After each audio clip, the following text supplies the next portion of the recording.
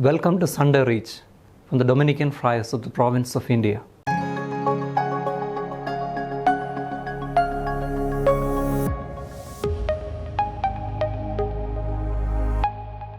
The parable of the unjust judge is one of Jesus' most insightful teachings on how we understand our relationship with God and how easily that image can be distorted. The widow, with her unwavering insistence, is often our model, and the unjust judge, by analogy, becomes the reluctant God who needs to be persuaded. So often, we hear this parable interpreted simply as a call to persistent prayer. Keep asking, keep knocking, and eventually God will give in. While perseverance in prayer is without doubt a virtue, Jesus' intention in this parable goes deeper. He's not saying God is like this unjust judge, so we must keep on asking Him. He is saying, if even an unjust judge who cares nothing for God or humanity will eventually respond to persistent pleading, how much more will your loving Heavenly Father, who yearns for your well-being, listen and act on your behalf? The warning here is vital. God should never be pictured like this judge. The Pharisaic system, for all its devotion, often maintained an image of God as a distant, legalistic judge, meticulously weighing merits and demerits, demanding endless rituals and perfect adherence to a complex system of law. Prayer in such a system could become less about a heartfelt communion and more about proving one's worthiness, a transaction to earn favor. This placed a huge spiritual burden on people, leading to anxiety, guilt, and a constant fear of not being good enough.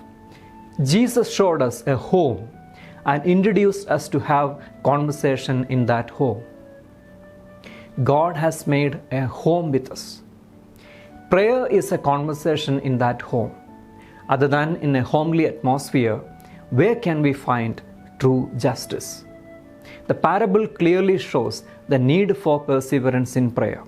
Jesus assures us that God, unlike the unjust judge, will grant justice to His chosen ones who cry out to Him day and night. More than what we say or what we practice, true prayer is an attitude and a growth. In one way or the other, prayer is an openness to the righteousness of God. When we see God's action, asking for personal favors or spiritual growth, it is all about calling for the establishment of God's righteous order in a world often marked by emptiness. The prayer Jesus taught us is all about the just and righteous rule of God. Your kingdom come, your will be done on earth as it is in heaven. It's not only a request, it is also an openness for God's will in our life. This is the ultimate request for a just, equitable, and truthful reality. Similarly, give us this day our daily bread, desires economic and social justice, and also shows willingness to work for that justice. Forgive us our trespasses, as we forgive those who trespass against us. Looks for restoring peace and reconciliation. Also the readiness to forgive and be reconciled. Seeking God's will in prayer leads us through a growth in truth, justice, and trust as an essential environment for genuine communion. Prayer is not just our pleas or performances of rituals.